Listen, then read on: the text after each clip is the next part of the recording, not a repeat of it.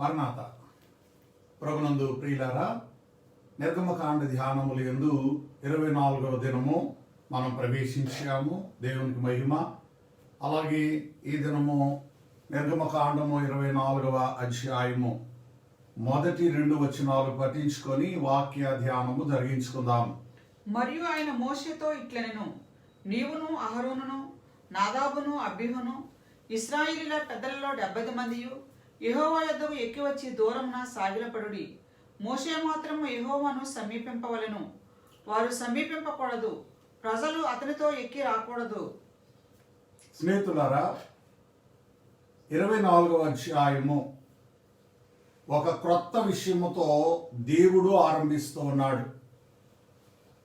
20వ అధ్యాయము 10 ఆజ్ఞల అధ్యాయము 21 దాసులు, ఎబ్రీ దాసులు మరియు న్యాయ విధులు అనే భాగాన్ని మనం ధ్యానించాం. 22, 23 అధ్యాయములు కూడా న్యాయ విధులు అంటే rules and regulations for Israel, దేవుని ప్రజలకు చట్టములు, న్యాయములు, శాసనములు దేవుడు బయలుపరుస్తూ వచ్చారు. 24వ అధ్యాయము దైవ దర్శనము. ప్రియ స్నేహితులారా, దైవ గ్రంథాన్ని పరిశీలనగా మనం చూస్తే దేవుడు మోషేను తన యొద్దకు ఆహ్వానించు ఉన్నాడు. Is giving an invitation to Moses and also elders of the Israel. ప్రియులారా, దేవుని యొక్క మాటలు జాగ్రత్తగా మనం పరిశీలన చేస్తే, he said to Moses, come up to the Lord, you and Aaron, Nadab and Abihu, and 70 of the elders of Israel, and worship from afar. మీరందరూ కూడా సీనాయి కొండ మీదికి రండి. ఇట్స్ ఎన్ ఇన్విటేషన్, ఆహ్వానము. దేవుడు కొన్ని పర్యాయములు, కొన్ని సందర్భాలలో మానవునికి ఆహ్వానం పలుకుతూ ఉంటాడు.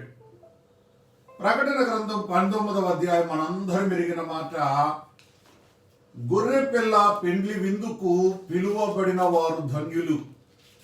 అలాగే ఇక్కడ కొండ ఎక్కిన 70 నలుగురు ప్రజలు ధన్యులు. మోషే ఉన్నాడు, అహరోను ఉన్నాడు. మోషే ఇశ్రాయేలుల నాయకుడైతే అహరోను యాజకుడు. అలాగే నాదాబు, అబీహు. మరి అహరోను కుమారుల్లో 2 దేవుడు రమ్మన్నాడు. మోషే కూడా కుమారులు ఉన్నారు కదా 2. అయ్యా, 2 అహరోను కుమారులేనా, నా పిల్లల్లో ఒకరిని తీసుకురానా అని మోషే అనలేదు దేవునితో. అహరోనుకు 4 కుమారులుంటే 2 దేవుడు పైకి రమ్మన్నాడు. కారణము, మీరు కాబోయే యాజకులు, మీరు కూడా దైవ దర్శనాన్ని చూడాలి, మీరు కూడా దేవునికి సమీపముగా రావాలి. ఇది దేవుని యొక్క ఉద్దేశం, ఇంటెన్షన్. స్నేహితులారా, వచ్చి సాగిలపడుడి, దూరమున సాగిలపడుడి. మరి ఇంగ్లీష్ బైబిల్లో వర్షిప్ అనేటువంటి మాటను ఉపయోగించారు. ఆరాధించండి. మోషే మాత్రము నాకు సమీపముగా రావాలి, తక్కిన వారందరూ కొంచెం దూరంగా ఉండాలి. సీనాయి కొండ ఒక పవిత్రమైనటువంటి దేవాలయముగా మనం భావిస్తే, ఈ సీనాయి కొండ మీద 3 భాగములు దేవుడు బయలుపరుస్తూ ఉన్నాడు. ఆయన ఉన్న స్థలము, దేవుడు దిగివచ్చిన స్థలము, మోషే దేవుని వద్దకు వెళ్ళినటువంటి స్థలము ఒకటే గనుక అది అతి పరిశుద్ధ స్థలము లాంటిది. కొంచెము దూరంలో పెద్దలైనటువంటి వారు 73 మంది సాగిలపడి ఉన్నారు. అది పరిశుద్ధ స్థలము లాంటిది. ప్రియులారా, ఇహ కొండ క్రింద ప్రజలైనటువంటి ఇశ్రాయేలు అందరూ కూడా ఉన్నారు. అది ఆవరణము వంటిది. ఆవరణములోనికి ప్రజలు రావచ్చు. ప్రత్యక్షపు గుడారము భూమి మీద నిర్మాణము చేయక మునుపే దేవుడు సీనాయి కొండనే ప్రత్యక్షపు గుడారముగా ఆయన మార్చివేయచ్చు ఉన్నాడు. స్నేహితులారా, ఎందుకు ఇశ్రాయేలు ప్రజలలో పెద్దలైన వారిని దేవుడు పర్వతం మీదికి ఆహ్వానించాడు? ప్రియులారా, ఈ పర్వతాన్ని ఎన్నో మారులు అధిరోహించిన అనుభవంతో ఈ యొక్క వాక్యాన్ని నేను బోధిస్తూ ఉన్నాను. సీనాయి కొండ ఎక్కిన వారి అనుభవం వీరు, ఎక్కకుండా బుక్ నాలెడ్జ్ ఆయా మాటలు విని బోధించిన వారి అనుభవం వీరు. సీనాయి కొండ ఎక్కే సందర్భంలో మొట్టమొదట జాషువా పాయింట్ అని యెహోషువ స్థలం అనేది ఒకటి ఉంటుంది. ప్రజలైన వారు అక్కడి వరకే, అంతవరకే వారు వెళ్ళడం జరిగింది. కొంచెం దూరంగా ఉన్నారు. ప్రియులారా, మోషే మాత్రము శిఖరమునకు ఎక్కాడు. ఈ శిఖరము చాలా కష్టం. జాషువా పాయింట్ వరకు కనీసం ఏదో ఒక రకమైనటువంటి దారి కాని దారి, ఒంటెలు నడవడానికి, మనుషులు నడవడానికి కొంచెం పర్వాలేదు అన్నట్లుగా ఉంటుంది. కానీ జాషువా పాయింట్ యెహోషువ ఉన్నటువంటి స్థలము దగ్గర నుండి సీనాయి కొండకి ఎక్కడానికి మెట్లు లేవు, దారి లేదు, పశువులు ఎక్కలేవు. ఇప్పటికీ కూడా అదే కష్టతరమైనటువంటి పరిస్థితిలో ఆ పైభాగాన్ని చేరుకోవాలి, చాలా కష్టం. సరే, ఎందుకు దేవుడు ఈ యొక్క పర్వతం మీదికి వారిని ఆహ్వానించాడు? మోషే వచ్చి యెహోవా మాటలన్నిటినీ విధులన్నిటినీ ప్రజలతో వివరించి చెప్పెను. అయ్యా, దేవుడు మమ్మను రమ్మంటున్నాడు. దేవుడు పర్వతం మీదికి మమ్మను ఆహ్వానిస్తూ ఉన్నాడు. ఇదిగో పెద్దలను తీసుకొని నేను పర్వతం మీదికి వెళ్ళబోతూ ఉన్నాను. It's a great invitation for Moses. ప్రియులారా, నిర్గమకాండము యొక్క గుట్టంతా కూడా ఈ మోషే ఉపవాసముల యొక్క మర్మమంతా కూడా 24వ అధ్యాయములో ఇమిడి ఉన్నది. 24వ అధ్యాయములో దాగి ఉన్నది. దానిని ముగింపు సందర్భంగా మనం ధ్యానం చేస్తాం ఇవాళ. ఎందుకు దేవుడు ఆహ్వానించాడు అనంటే, మరి దేవుడు ఆహ్వానించగానేనట వీరందరూ కూడా మోషే ఉదయమందు లేచి ఆ కొండ దిగువను బలిపీఠమును ఇశ్రాయేలు 12 గోత్రముల చొప్పున 12 స్తంభములను కట్టి 12 స్తంభములను కట్టిరి. ఇశ్రాయేలీయుల ఎప్పుడైతే దేవుడు దర్శనమిస్తానో, సమీప దర్శనమిస్తానో, మీకు కనబడతాను అని మోషేకు ప్రజలైన వారికి ఆహ్వానం ఇచ్చారు. దేవుడు చేసిన ఉపకారము, ఆదామవులకు ఇచ్చిన దర్శనం, అబ్రహాముకి ఇచ్చిన దర్శనం. అబ్రహాము ఇంటికి దేవుడు కొంచెం మానవ రూపంలోనే వచ్చాడు. ఆదామవుల ఎందుకు దేవునిగానే వచ్చేవాడు. ప్రియులారా, అప్పటి నుండి మానవుల మధ్యకు రావాలి అనేటువంటి ఆశ దేవుడు కలిగి ఉన్నాడు. దేవుని ఆశ నెరవేరబోతూ ఉంది. మానవునికి దర్శనము లభించబోతూ ఉంది. అంచేతట దేవుడు పిలిచినందుకు ఉదయాన్న వారు ఒక బలిపీఠమును కట్టి 12 స్తంభములతో బలిపీఠమును కట్టారు.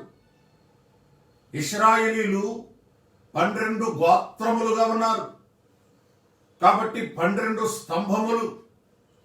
తదుపరి కాలంలో 12 రాళ్లతో బలిపీఠము కట్టడం అనేది గిల్గాలులోను కర్మేలు మందిరము పైన కొండపైన మనం చూస్తూ ఉంటాం. మరి కర్మేలు కొండ భాగాన్ని మరొక పర్యాయము నేను క్షుణ్ణంగా వివరిస్తాను. ప్రియులారా, ఈ సందర్భంలో యవనస్తులైనటువంటి వారిని మోషే పిలిచాడు. ఇశ్రాయేలీయుల యవనస్తులను పంపగా వారు దహన బలులను అర్పించి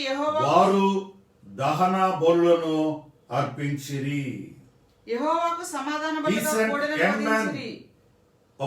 of the people of Israel who offer burnt offerings and sacrifices, peace offerings of oxen to the Lord. ప్రియులారా, he sent young people, యవనస్తులైనటువంటి వారిని పంపగా. దేవుని యొక్క సంఘాల్లో కొన్ని చోట్ల యవనస్తులైనటువంటి వారు బాగా ఉపయోగపడుతూ ఉంటారు.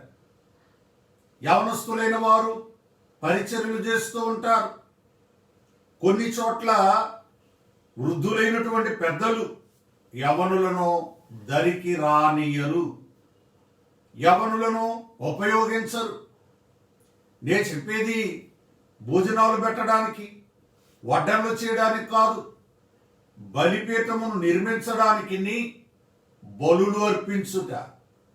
ఆ దినాలలో బలులు అర్పించుటనగా నేను పలుమార్లు చెప్తూ ఉంటాను, ప్రియులారా, దేవునిని ఆరాధించుటకు. యవనస్తులారా, మీరు బలులు అర్పించండి, మీరు దేవునిని మహిమపరచండి, దేవునిని ఆరాధించండి. ఇది దేవుడు వారికి ఇచ్చినటువంటి, మోషే వారికి ఇచ్చినటువంటి సూచన. పంపగా వారు 5వ వచనం చివర యెహోవాకు సమాధాన బలులుగా కోడెలను వధించిరి. ఆ రక్తాన్ని పళ్ళెములోనికి తీసుకున్నాడు.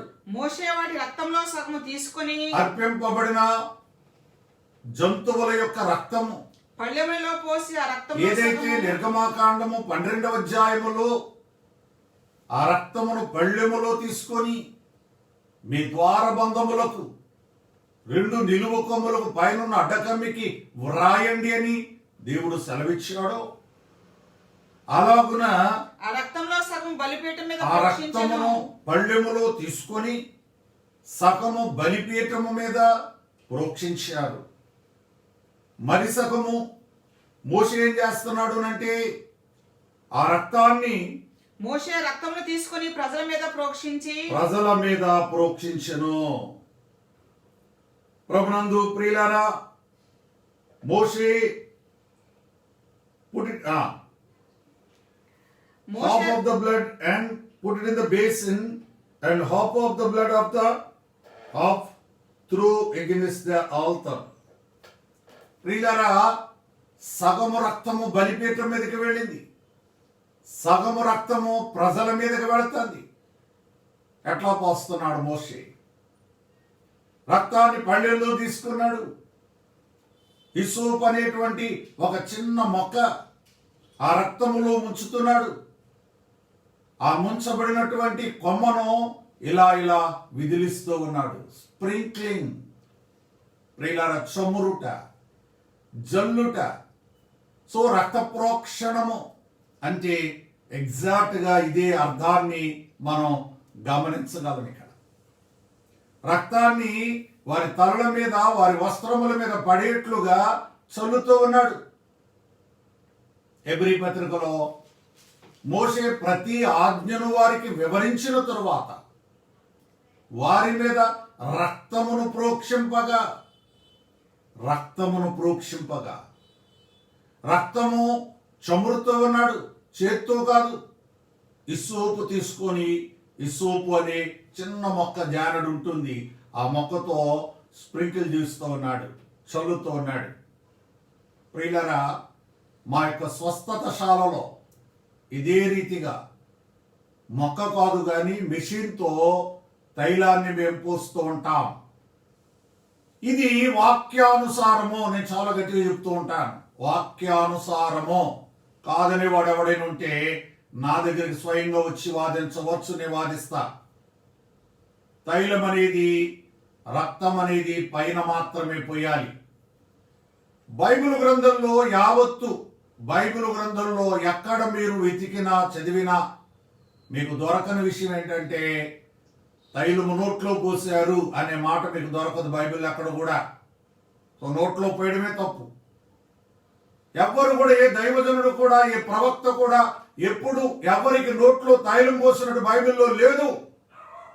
తలల మీద చమిరినట్టుగా మాత్రమే ప్రియులారా అన్ని సందర్భాల్లో మనం చూడగలం. ఎవడెవడో చెప్పే మాటలు నమ్మకండి, బైబిల్ మాత్రమే నమ్మండి.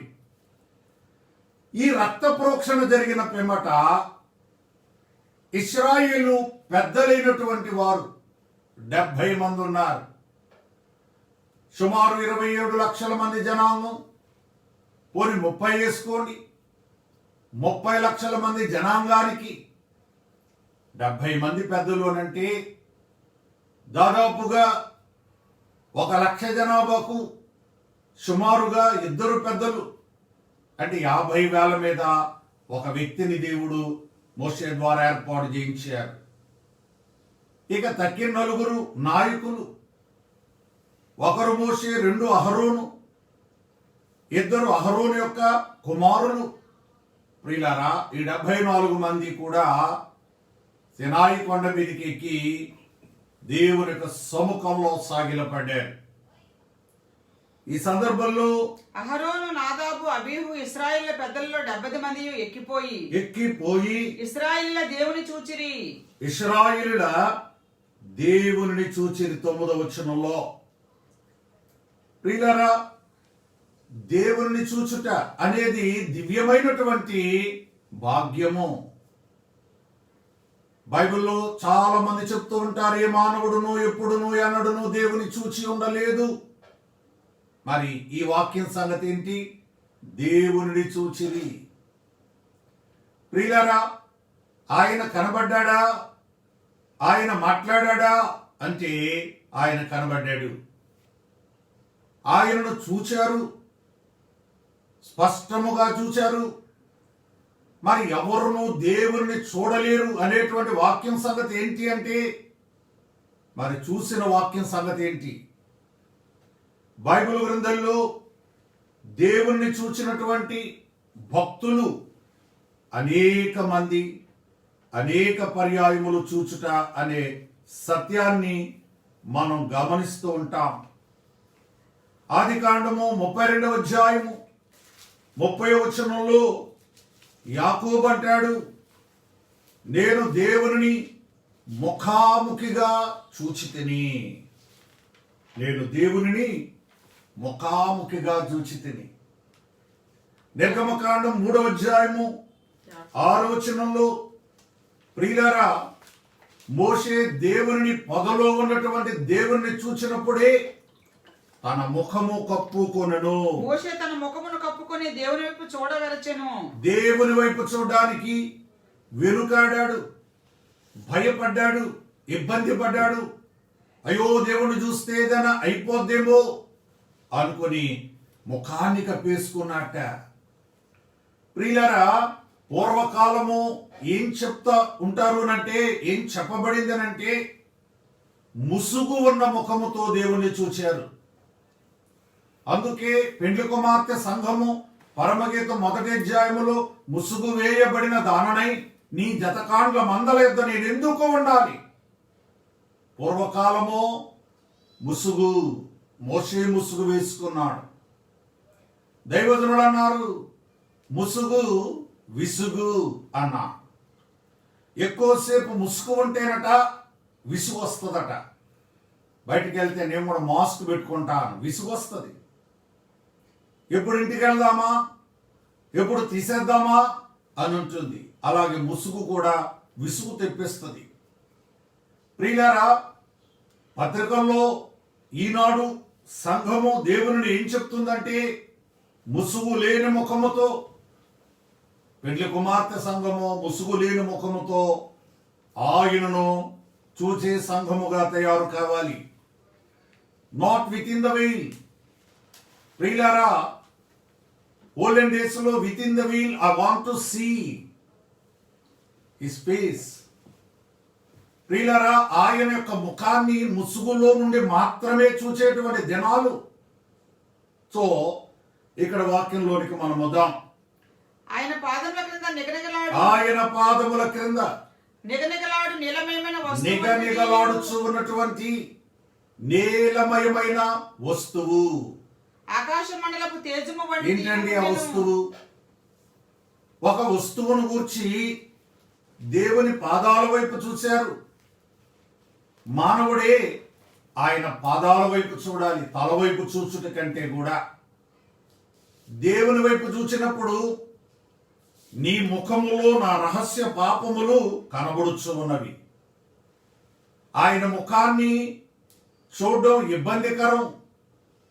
యోహానంటాడు, నేను ఆయన ముఖమును చూడగానే చచ్చిన వారి వలె నేల మీద పడిపోయాను. ప్రకటన 1వ అధ్యాయంలో ఉంది. నేను ఆయనను చూడగానే 14వ వచనం దగ్గర. ప్రియులారా, మానవుడు ఆయన ముఖాన్ని తలెత్తి చూడలేడు. ఎందుకోనంటే మరి పురుషోత్తమ చౌదరి గారు మనందరికీ ఒక చక్కని అద్భుతమైనటువంటి పాట నేర్పించారు, అందించారు. తల వంచి సిగ్గునా నే చేయు నేరా ములనెంతో నాలోనా. దేవా, తలంచుకొని సిగ్గుతో, తప్పు చేసిన వాడు ఎప్పుడు కూడా తలంచుకోవాలి, సిగ్గుపడాలి. ప్రియులారా, నా నేరాలు నీ ముందు నేను తలంచుకుంటున్నాను, తలబోసుకుంటున్నాను.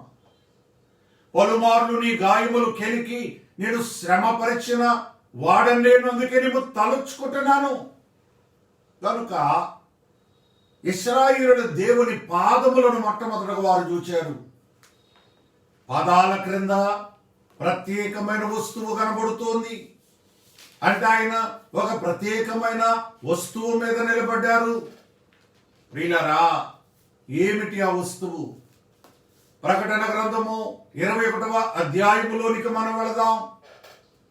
దేవుడు పరలోకమందు కట్టుచు ఉన్నటువంటి పట్టణంలో ఆయన పునాది వేసినప్పుడు 11వ వచనం మనం చూస్తే, దాని అందలి వెలుగు దగదగా మరియు సూర్యకాంతము వంటి అమూల్య రత్నమును పోలి ఉన్నది. ప్రియులారా, పరలోక పట్టణపు పునాదిలో దేవుడు మొట్టమొదట సూర్యకాంతము అనేటువంటి డైమండ్ వేశాడు.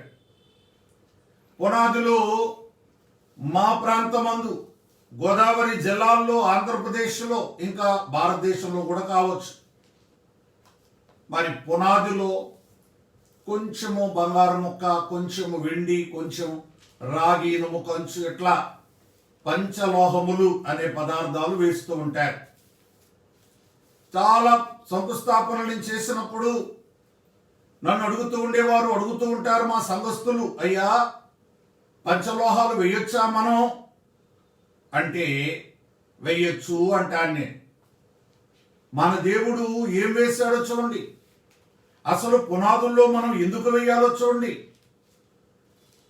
బైబిల్ గ్రంథం ప్రకటన గ్రంథము 21వ అధ్యాయమునందు ఆ పునాదిలో వేయబడిన 12 రాళ్ళు అంటే కంకరాళ్ళు కాదు, ఆ పట్టణపు ప్రాకారపు డైమండ్స్.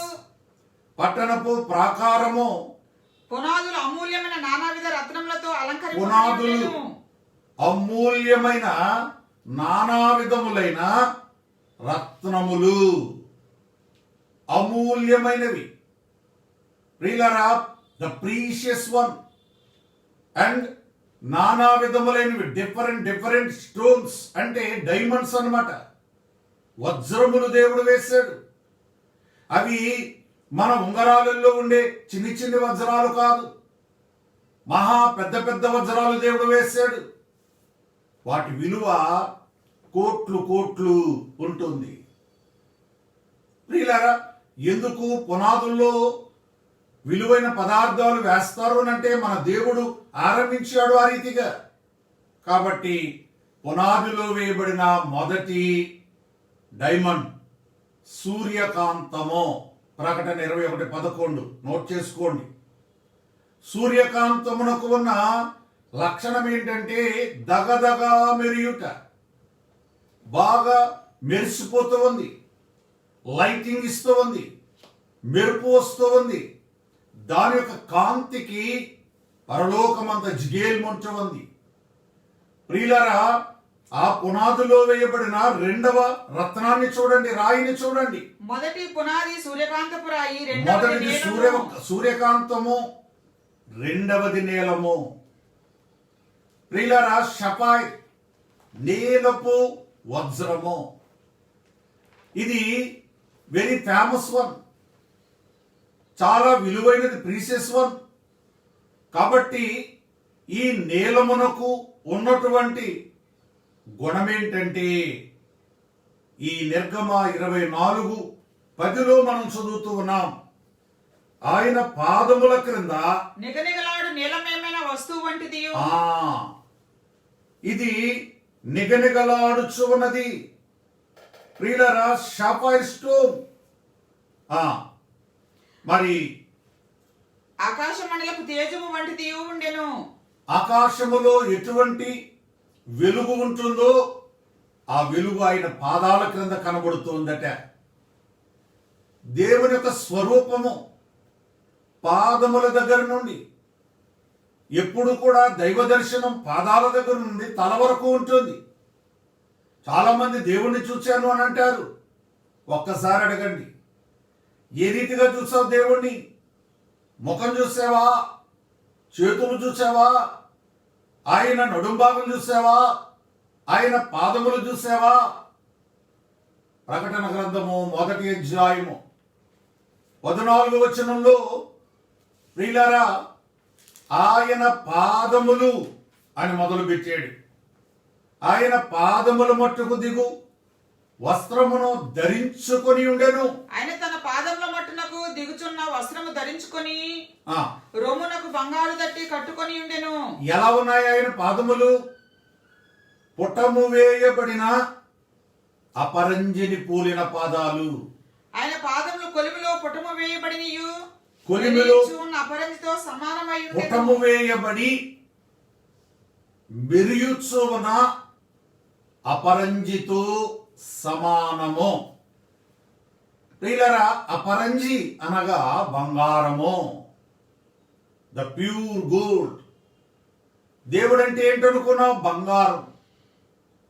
విశ్వాసి ఆయన పాదాలు యోహాను చూచినప్పుడు బంగారం. ఈ బంగారము దేని మీద నిలబడింది అంటే డైమండ్ మీద. సో ప్రియులారా, లోకంలో కొన్ని దేవుళ్ళు దేవతలను చూసినప్పుడు వాళ్ళ పాదాల కింద ఒక దుష్టుడు, ఒక దుర్మార్గుడు, చూడండి విగ్రహాల్లో కాళ్ళల్లో చూడండి, నేను చూసిన అనుభవంతో చెప్తూ ఉన్నాను, వాళ్ళు కనబడుతూ ఉంటారు. బట్ మన దేవుని పాదాల కింద దుష్టులు, దుర్మార్గులు, మానవులు, రాక్షసులు లేరండి. సాతాను కూడా లేడండి. ఆయన డైమండ్ మీద నిలబడ్డాడు. రేపొద్దున రేపటి దినాన్న ఇదే డైమండ్స్, పునాది వేయబడిన ఈ డైమండ్స్ తో కట్టబడిన పట్టణము మీద మిమ్మల్ని నిలబెట్టబోతూ ఉన్నాను. ఆయన పాదములు పుటము వేయబడిన అపరంజి. సో బంగారం. ఈ బంగారము మట్టి మీద నడుచుట మర్యాద కాదు. అందుకే ప్రకటన 21వ అధ్యాయంలో మనం గమనిస్తాం, పట్టణపు రాచవీధి 21వ వచనం 20వ వచనం దగ్గరలో ఉంటుంది. ఆ పట్టణపు రాజవీధి శుద్ధ సువర్ణమే. పట్టణపు రాచవీధి శుద్ధము సువర్ణము అయిన స్ఫటికమును పోలి ఉన్నది. లైక్ ఏ గ్లాస్ క్రిస్టల్. ప్రియులారా, క్లియర్ గా కనబడుతోంది. సో బంగారు పాదాలు మట్టిలో నడుచుట మంచిదిగా మర్యాదగా ఉన్నది. ఇది అంచేత రోడ్లు కూడా బంగారమే. పరలోకంలో ఎవ్రీథింగ్ ఈజ్ గోల్డ్. దేవుని మందిరం కూడా బంగారంతో నిండిపోయింది. సో దాన్ని మనం రాబోయే దినాల్లో ధ్యానం చేయబోతూ ఉన్నాం. ఇశ్రాయేలుల దేవుణ్ణి చూచిరి. ప్రియులారా, ఆయన ఇశ్రాయేలులోని ప్రధానులకు ఏ హానియు చేయలేదు. హాని చేసే దేవుడు కాదు, వారు దేవుని చూచి అన్నపానములు పుచ్చుకొని మేలు చేసే దేవుడు. దాని భావం ఏంటంటే, చాలా మంది అంటారు కష్టములో ఇరుక్కుపోయినప్పుడు, ఇబ్బందులో ఇరుక్కుపోయినప్పుడు, బాధలో ఇరుక్కుపోయినప్పుడు వారంటారు బ్రతికి బట్ట కడతాము అనుకోలేదండి అంటారు. బ్రతుకుంటే బట్టలు మార్చుకుంటాము, మరలా తిండి తింటాము అనుకోలేదండి. మరలా ఈ భోజనం దగ్గర కూర్చుని అంటారు మరలా ఈ భోజనాలు తింటామని అనుకోలేదండి. ఏమనుకున్నావు? చనిపోతున్నాను అని అనుకున్నావు. వారు ఇశ్రాయేలు దేవుణ్ణి చూచిన తరువాత అన్నము పానము పుచ్చుకున్నారు అంటే వారు బ్రతికే ఉన్నారు అని ఈ వాక్యము దృఢీకరించచ్చు అన్నది. ప్రియులారా, వారు సజీవులుగా ఉన్నారు. ఇశ్రాయేలుల పెద్దలలో ప్రధానులలో దేవుడు వారికి ఏ హానియు చేయలేదు. హాని చేసే దేవుడు కాదు, కీడు చేసే దేవుడు కాదు. దేవుడు ఒకవేళ హాని చేయడానికి పూనుకుంటే వారిని పైకి రమ్మండు. ప్రియులారా, ఎంతసేపు మోషే మాత్రమే నన్ను చూస్తున్నాడు. బహుశా మోషే ఏం ప్రార్థన చేశాడు? ప్రభా, నాకు కనబడుతున్నావు, నీకు వందనాలు. నాతో మాట్లాడుతున్నావు, నీకు వందనాలు. అలాగే అందరికీ కనబడు, అందరితో మాట్లాడు. ప్రియులారా, బహుశా మోషే ఈ ప్రార్థన చేశాడేమో అని నేను అంటున్నాను. అందుకే దేవుడు కొందరికైనా కనబడడానికి ఇష్టపడ్డాడు. సమీపంలోనికి రమ్మన్నాడు, యాజకత్వంలోనికి రమ్మన్నాడు, పరిశుద్ధ స్థలములోనికి రమ్మన్నాడు. ప్రియులారా, ఈ దినాల్లో కూడా ఒకరిద్దరికి కనబడే దేవుడు కాదు, అందరికీ కనబడే దేవుడు. బైబిల్ మిషన్ అంటే ఏంటో తెలుసా? బైబిల్ మిషన్ సిద్ధాంతాలు ఏంటో తెలుసా? దైవికమైన సిద్ధాంతాలు ఈ దినాలలో ప్రజలు వదిలేశారు, బోధించడం మానేశారు. అందరికీ కనబడి మాట్లాడుదు నలుటయే మిషను విశ్వాసము, కొందరి బోధలు వేరుగా నుండును, కొందరి బోధలు వేరుగా నుండును. అందుకే మాటలాడను నేను, అందుకే మాటలాడను నేను. ప్రియులారా, దేవుడు కనబడతాడు, దేవుడు మాట్లాడతాడు అని నువ్వు బోధిస్తూ ఉంటే దేవుడు నీకు కనబడతాడు. నువ్వు బోధించకపోతే దేవుడు నీకు కనబడు. నువ్వు పాదిరవైనా సరే, నువ్వు ఏ స్థానంలో ఉన్నా సరే. ఎందుకో తెలుసా? ప్రభు మార్కు సువార్త 9వ అధ్యాయంలో ఒక వ్యక్తితో అన్నాడు, నమ్ముట నీ వలన అయితే, నువ్వు నమ్మితే నేను అద్భుతం చేస్తాను. నమ్మేవానికి సమస్తము సాధ్యమే. ఫస్ట్ ఆఫ్ ఆల్, చూచుట నీ వలన అయితే చూపించుట కూడా నీ వలన అవుద్ది. నువ్వు చూస్తే దేవుడెక్కడా అని దీక్షతో వెతికిడి నరులకు దేవుణ్ణి చూపగలము అని రక్షణ పద్యాల్లో దైవజనులు రాశారు. ఆయన మోషే వలె దేవుణ్ణి చూచిన వారు, అలాగే అందరూ చూడండి, దేవుడు మీకు కనబడతాడు, దేవుడు మీతోనూ మాట్లాడతాడు. పూర్వదినాల్లో ఈ అనుభవం కలిగిన విశ్వాసులు అత్యధికముగా ఉండేవారు. బైబిల్ మిషన్ సంఘాల్లో ఈ అనుభవాలు అంతరించిపోతూ ఉన్నాయి. చాలా చోట్ల పరిశుద్ధాత్మ వరాలు అంతరించిపోతూ ఉన్నాయి. భాషలు మాట్లాడుట అంతరించిపోతూ ఉంది. ప్రియులారా, అరుదుగా కనబడుతూ ఉన్నారు దైవ సేవకులు. వరాలు లేని సేవకులు వట్టి సేవకులు. ప్రియులారా, వరాలు లేని విశ్వాసులు కూడా వట్టి విశ్వాసులే. ఆత్మ లేని వాడనైతే వట్టి వాడను అన్నాడు పౌలు. ప్రియులారా, ఆత్మ లేని వాడనైతే వట్టి వాడను. సో ప్రేమ లేని వాడను, దేవుని ఆత్మ లేని వాడనైతే నేను వట్టి వాడను. సో ఇవాళ వట్టివాడిగా ఉన్నావా, గట్టివాడిగా ఉన్నావా? వట్టివారికి గట్టివారు నచ్చరు. అమ్మో వీడు గట్టోడు, వీడిని మనం పక్కన పెట్టాలి. గట్టిగా ఉన్నవారికి వట్టివారికి గట్టివారు నచ్చరు. కాబట్టి ఇశ్రాయేలుల దేవుని చూచిరి. ప్రియులారా, వారు దేవుని స్తుతించిరి, అన్నపానములు పుచ్చుకొనిరి. అన్నపానములు పుచ్చుకొనిరి దేవుని యొక్క వాక్యాన్ని. అప్పుడు యెహోవా మోషేతో ఇట్లనెను, నీవు కొండ ఎక్కి నా యొద్దకు వచ్చి అచ్చట ఉండుము. నీవు వారికి బోధించినట్లు నేను వ్రాసిన ఆజ్ఞను, ధర్మశాస్త్రము, రాతి పలకలను నీకు ఇచ్చేదనగా 15వ వచనంలో ప్రియులారా, మోషే కొండ మీదకి ఎక్కినప్పుడు ఆ మేఘము కొండను కమ్మెను. 12వ వచనంలో మనం చదువుకున్న దేవుడు అంటూ ఉన్నాడు, నీవు కొండ ఎక్కి నా యొద్దకు వచ్చి అచ్చట ఉండుము.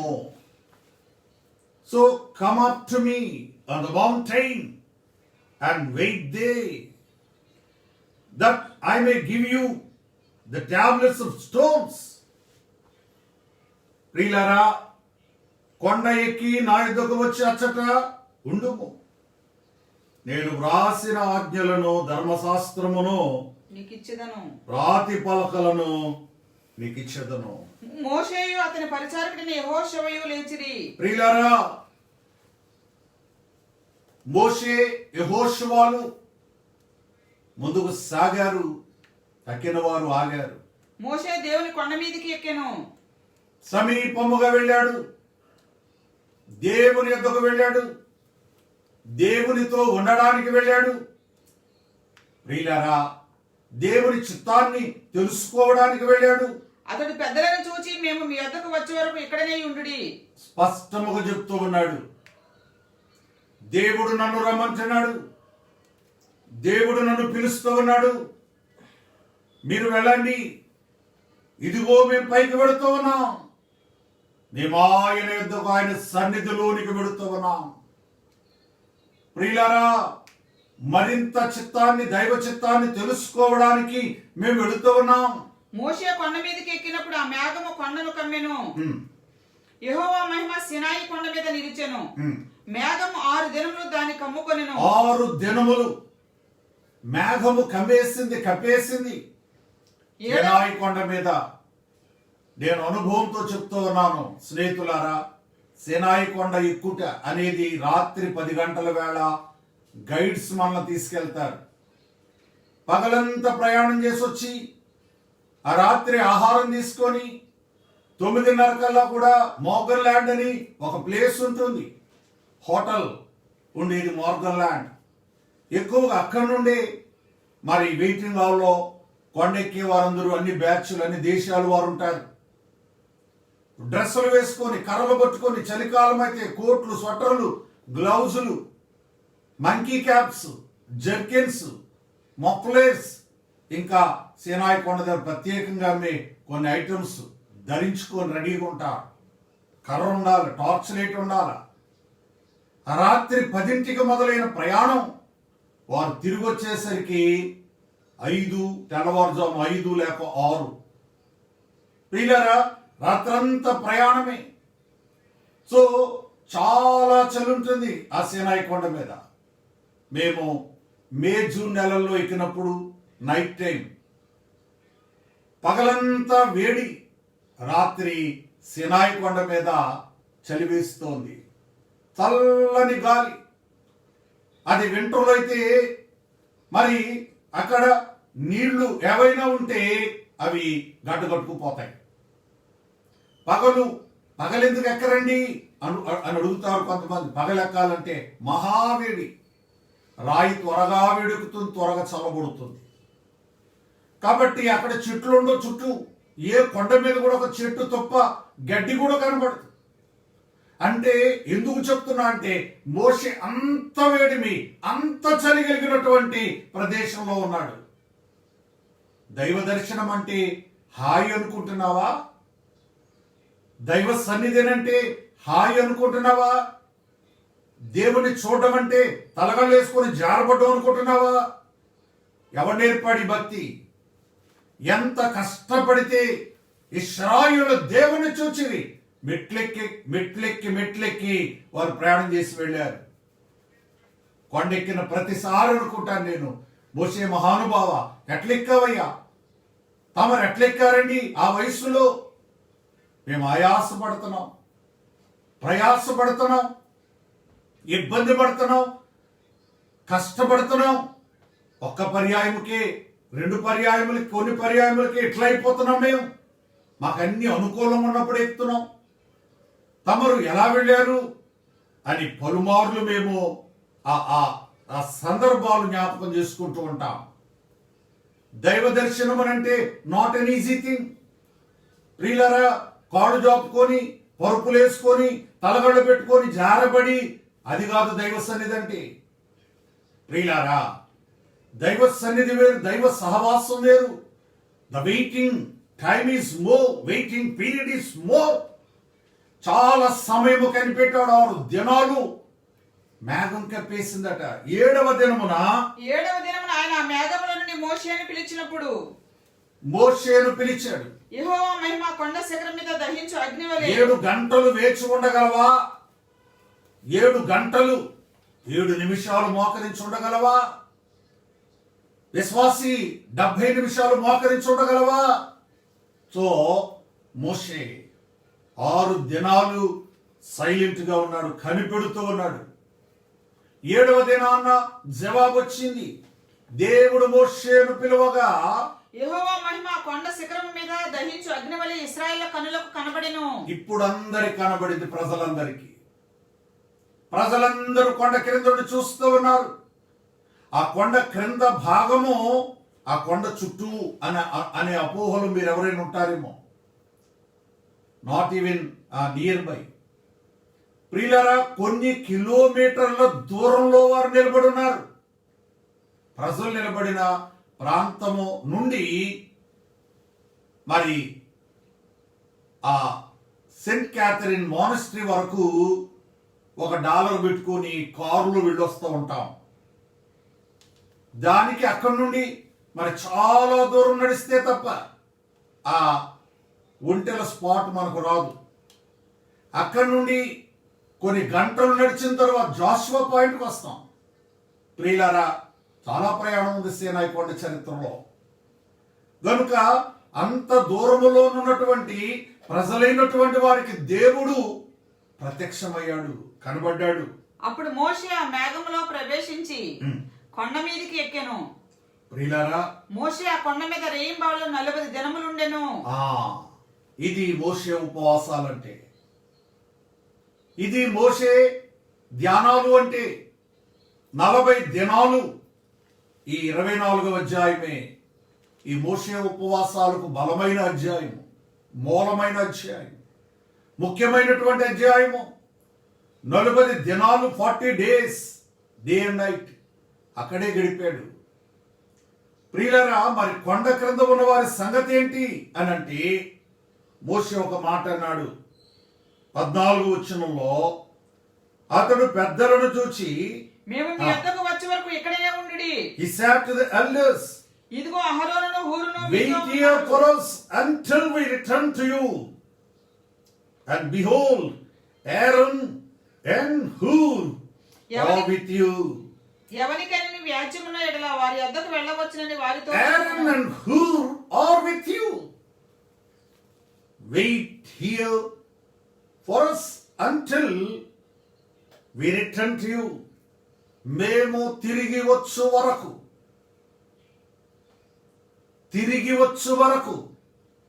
ఇక్కడనే ఉండండి.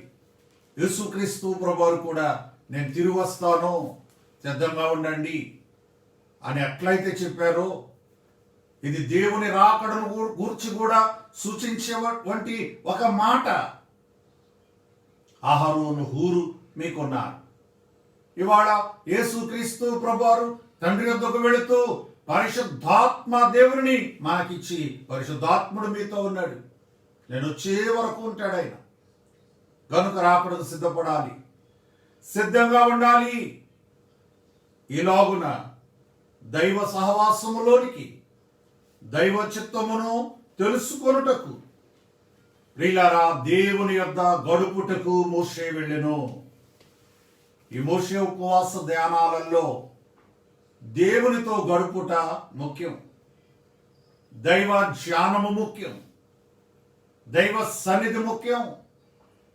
సేవ ఆరంభ దినాలలో మా తండ్రి గారు ఉన్నప్పుడు, నేను సేవలో ప్రవేశించిన తరువాత, బహిరంగ సేవలోకి వచ్చాక గంట ధ్యానం, 9 నుండి 10 గంటల వరకు ధ్యానమే, మోకాళ్ళ మీద సంఘమంతా కూడా. కాలానుక్రమంలో ఆ పద్ధతులకు వచ్చి మారాయి. ఇప్పుడు అనేసి గంటలు ధ్యానం చేయలేకపోతున్నాం. కానీ దైవ సన్నిధిలో ఉండి మా తండ్రి గారు సుదర్శనయ్య గారు రాసిన పాట పాడిని ముగిస్తాను. ఉంటివా సన్నిధిలో కనుకొంటివా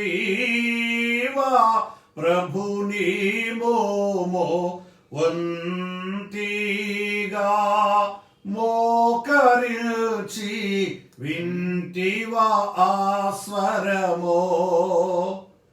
దేవుని సన్నిధిలో ఉన్నావా? ఆయన ముఖాన్ని చూచావా? ఆయన స్వరాన్ని విన్నావా? దీని కొరకే మోషే ఉపవాసాలు. ప్రియులారా, ఈ వాక్యం వినుట ద్వారా ఇటువంటి అనుభవాలు, భక్తిలో బలపడి ఒక గొప్ప ఆధిక్యత దేవుడు విశ్వాసులైన మీ ఎల్లరకు దయచేయును గాక. ఆమేన్. దయగల తండ్రి వాక్యం విన్న బిడ్డలందరినీ దీవించి బలపరచుము, మరిన్ని మర్మములు వారికి తేటపరచుము.